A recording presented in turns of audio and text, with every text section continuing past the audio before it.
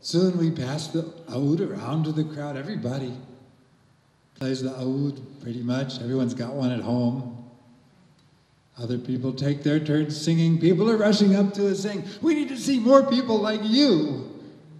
Come meet my music teacher. He wrote a book about the Arabic maqamat. I'm like, well, I did too. And so we were flooded with invitations to go visit and hang out with all these beautiful people.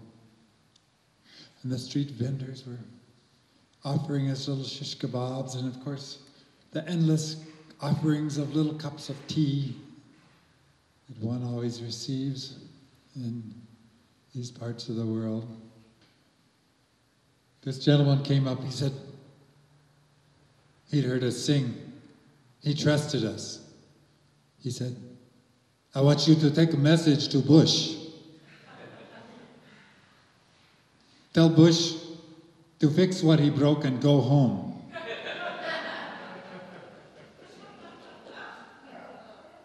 And everywhere in the Arab world we had been, there was no support for America going into Iraq.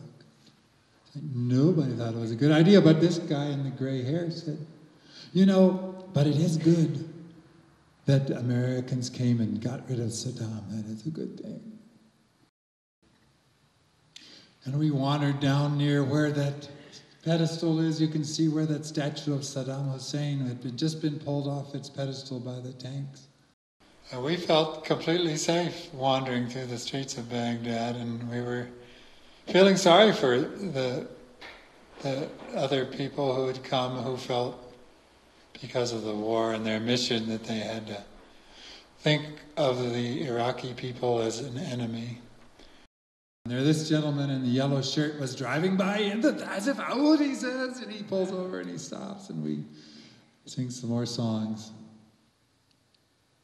So we stayed on the streets. Little boys were playing soccer in the rubble in the alleys. This trip to Baghdad was a landmark because it was at a time punctuated by war.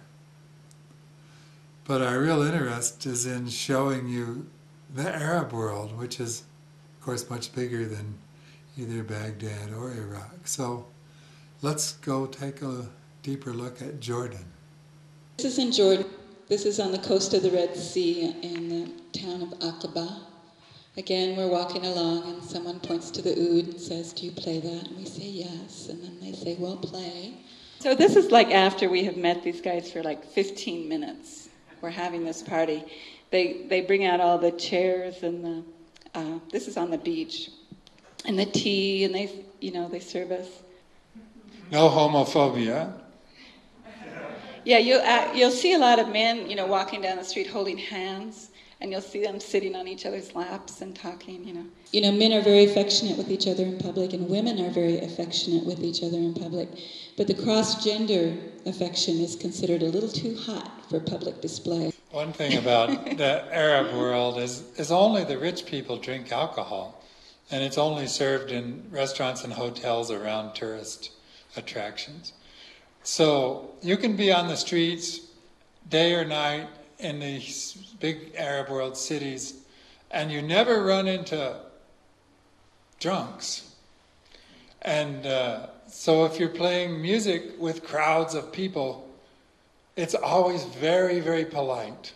And tea is served, and people are very considerate about how you're doing and if you're tired or if you're doing all right. This is Jafar. He's Bedouin. He lives in Jordan. And when he saw us and heard us play, he said, okay, now you're family. And he adopted us right then and there. And he took us out in the desert, and we stopped to pick up his uncle and uncle's wife and their 3 children, and we headed out on a Bedouin road. That's a Bedouin road. We stopped here, and we played some music up there. We're dancing up there with the children. And we sat up all night and played music, and Hussein, who is Jafar's uncle, is a very good oud player, and he played us song after song after song. And he recited us Bedouin poetry underneath the stars.